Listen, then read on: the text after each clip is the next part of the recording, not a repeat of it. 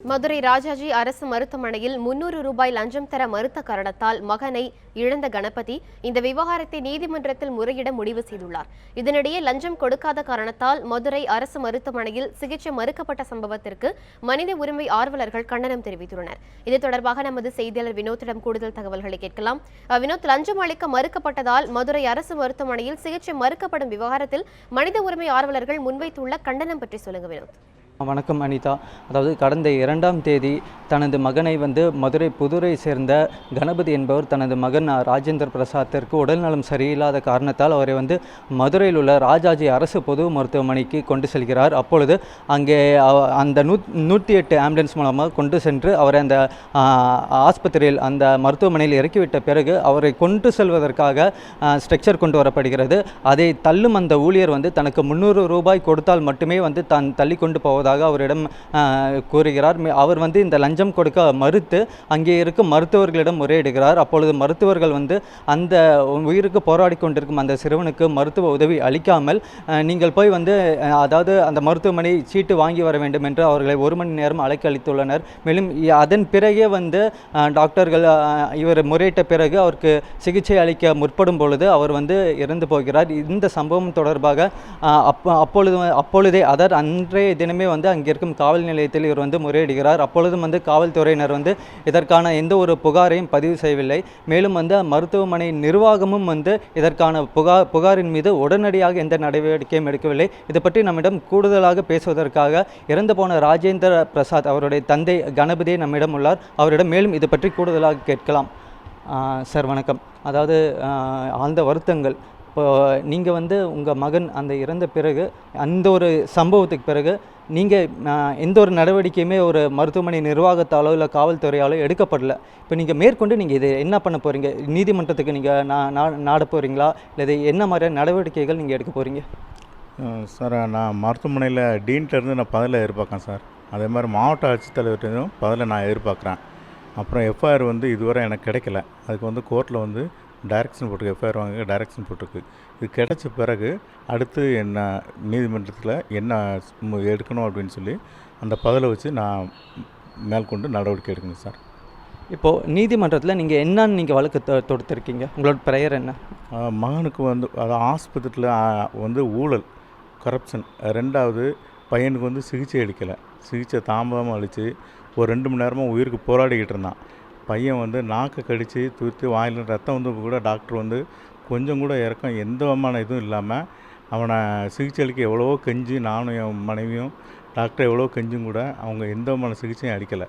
அவர் பெட்டிலே விட்டு அவர் போயிட்டார். அங்கே எந்த மருத்துவரும் இல்லை. அவர் இறந்த பிறகு எந்த மருத்துவரும் இல்லை. அதனால் நான் இதுக்கு இந்த மருத்துவர்கள் மேலேயும் நான் என்னுடைய மகனுக்கு சிகிச்சை அளிக்காத அந்த மருத்துவர் மீதும் ஊழல் அந்த செச்சத்தில்ட்டு வந்த ஊழியர் மீதும் என்ன ஓபி 5ஆம் நம்பர் வார்டு முன்னால் ஓபி சீட்டு தாரன்னு சொல்லி 40 நிமிஷம் என்னை அங்கேவே காத்திருக்க வச்சு ஓபி சீட்டு அங்கே தான் இருக்குது, 105 வார்டில் தான் இருக்குது போன்னு சொல்லி என்னை அனுப்பின அந்த பாண்டி மீதும் தக்க நடவடிக்கை எடுக்கணும். அப்புறம் அந்த ஸ்ட்ரெச்சத்தில்ட்டு வந்த அந்த லேடி மகன் இறந்த பிறகு அது ஒரு 200 ரூபா லஞ்சம் கட்டுச்சு. ஒரு 80 ரூபா நான் கொடுத்தேன். அப்புறம் அந்த ஆம்புலன்ஸ் 500 ரூபா கொடுக்குன்னு சொல்லிச்சு. நான் அவருக்கு 200 ரூபா அந்த தத்து நேரில் வச்சு வாங்கிட்டார். அவங்க மூலையும் உரிய விசாரணை மேற்கொண்டு நடவடிக்கை எடுக்கணும். இது எல்லாத்தையுமே சிசிடிவி கேமரா பதிவு மூலமாக எல்லாத்தையுமே உரிய விசாரணை மேற்கொள்ளணும்னு நான் விரும்புகிறேன் சார். அதாவது அனிதா, இப்போது நீங்கள் இவர் சொன்னதை கேட்டிருக்கலாம். அதாவது இவர் மகனை அந்த மருத்துவமனையில் சேர்த்ததிலிருந்து அவர் இறந்த பிறகு அவர் உடலை கொண்டு வருவதற்கூட ஒரு லஞ்சம் கொடுத்து தான் வெளியே கொண்டு வந்துள்ளார். இந்த செயல்பாடானது மதுரை மட்டுமல்லாமல் தமிழகம் முழுவதும் உள்ள மனித உரிமை செயல்பாட்டாளர்கள் மத்தியில் கடும் ஒரு கொந்தளிப்பை ஏற்படுத்தியுள்ளது. மேலும் கடுமையான எதிர்ப்பை ஏற்படுத்தியுள்ளது. மதுரை பொறுத்தவரை, அதாவது இங்கே மனித உரிமை தளத்தில் பல ஆண்டுகளாக செயல்பட்டு வரும் திரு ஹென்றி டிஃபைன் அவர்கள் நம்மிடம் உள்ளார். அவரிடம் மேலும் நாம் இது பற்றி கேட்கலாம். சார் வணக்கம். அதாவது இந்த ஒரு செயல் இது ஒரு மனிதாபிமற்றமான செயல். இதை நீங்கள் எப்படி பார்க்குறீங்க? மேற்கொண்டு இதை தடுப்பதற்கான இல்லை எதிர்காலத்தில் இது மாதிரி ஒரு நிகழ்வு நடக்காமல் இருப்பதற்காக என்ன மாதிரியான விஷயங்கள் செய்யணும்? முதல்ல நான் சொல்ல விரும்புகிறது, சுகாதார உரிமைகள் வாழ் உரிமையினுடைய பாகம். வாழ் உரிமை மனித உரிமையினுடைய பாகம். சுகாதார உரிமை மீறல்கள் ஆகவே மனித உரிமை மீறல்கள். சுகாதார உரிமை மீறல்கள் அரசு மருத்துவமனையில் ஏற்பட்டாலும் சரி, வேறு எங்கே ஏற்பட்டாலும் சரி, அது மனித உரிமை மீறல்ன்ற முறையில் நாங்கள் இதை பார்க்குறோம். முதல்ல. ரெண்டாவது, இது ஒரு கிரிமினல் நெக்லிஜென்ஸ் கேஸ். அந்த மருத்துவமனையில் இருக்கக்கூடிய டீன்லேருந்து அந்த மருத்துவமனையில் கீழே இருக்கக்கூடிய பணியாளர் வரை, அந்த மருத்துவமனை எல்கைக்குள் பணியாற்றுகின்ற காவல்துறைக்கும் அனைவரும் கூட்டு சதி செய்து இந்த இறப்புக்கு காரணமாக இருக்கிறார்கள். இந்த இறந்த பிறகும் எந்த நடவடிக்கையும் எடுக்க இதுவரைக்கும் முன்வரவில்லை என்றால் கண்டிப்பாக இவர்களே நடவடிக்கை எடுக்காமல் மாற்றம் வருவதற்கு வாய்ப்பே கிடையாது. அரசு மருத்துவமனைக்குள் ஒரு ஆம்புலன்ஸ் 108 ஆம்புலன்ஸில் வந்தாலே இதுதான் கெதினா, இந்த ஆம்புலன்ஸில் வராத நபர்களுடைய கெதி எவ்வளோ மோசமாக இருக்கும்னு நினச்சி பாருங்கள். நம்முடைய அரசு மருத்துவமனைகளில் எங்கேயுமே மக்களை காப்பாற்றுவதற்கான ஒரு எமர்ஜென்சி திட்டம் கிடையாது என்ற குற்றச்சாட்டை நான் முன்வைக்க விரும்புகிறேன். இப்பொழுதுதான் அவசரமாக நம்ம ஹெல்த் செக்ரட்டரி அவர்கள் ராதாகிருஷ்ணன் அவர்கள் வேகமாக நான் ஒரு விசாரணை நடத்துகிறேன் என்று கூறுகிறார். டீன் நடத்தின விசாரணை என்ன ஆச்சு? டீன் அவருடைய விசாரணையில் அவர் சொல்கிறாரு, சேனல்ஸுக்கு பதில் கொடுத்துருக்காரு, இந்த விசாரணையில் வந்து வெளியாட்கள் உள்ளே வந்து இது செஞ்சுருக்காங்கன்னு தெரியுதுன்னு. வெளியாட்கள் உள்ளே வந்து பணி செய்வதற்கு அளவிற்கு இவ்வளோ கவனக்குறைவாக ஒரு டீன் இருக்காரா? அந்த டீன் முதல்ல பொறுப்பேற்று அந்த டீன் மேலே ஆக்ஷன் எடுக்கணும்னு நான் கேட்குறேன். இல்லைன்னா மாற்றம் வருவதற்கு வாய்ப்பே இருக்காது. கீழே இருக்கக்கூடிய அனைத்து மருத்துவமனையில் பணி செய்பவர்களும் ஆயிரக்கணக்கான ஏழைகள்கிட்டருந்து ஒவ்வொரு நாளும் ஆயிரக்கணக்கான ரூபாய் லஞ்சமாகுகிறார்கள். மற்றவர்கள் பேசுவதற்கு தைரியமாக இல்லை. இவர் பேசிவிட்டார், கணபதி பேசிவிட்டார்.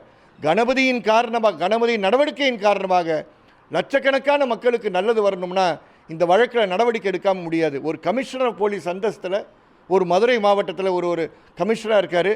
ஒரு போலீஸ் ஸ்டேஷனில் 2/5 நடந்த புகாரை இன்னும் எஃப்ஐஆர் பதிவு செய்யலை. உயர் நீதிமன்றத்துடைய நேரடி பார்வை, இன்றைக்கி நீதிபதிகள் நாங்கள் துடிக்கிறோன்றாங்க, அவங்களுடைய இலவச சட்ட உதவியிலிருந்து இதில் எந்த நடவடிக்கை எடுக்கலையே. பத்திரிகையெல்லாம் செய்தி வந்துருச்சு.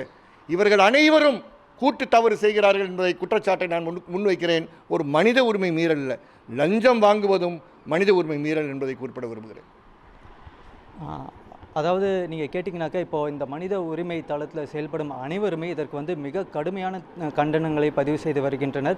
மேலும் இது வந்து ஒரு தனிப்பட்ட ஒரு நபரினுடைய இழப்பாக இல்லாமல் இனி வரும் காலத்தில் இது போன்ற எந்த ஒரு சம்பவங்களும், அதாவது அரசு மருத்துவமனை என்றாலே அது ஏழை எளிய மக்களுக்காக உருவாக்கப்பட்டது என்பதை வந்து நிரூபிக்கும் கடமை வந்து அரசாங்கத்திற்கும் அதிகாரிகளுக்கும் உள்ளது.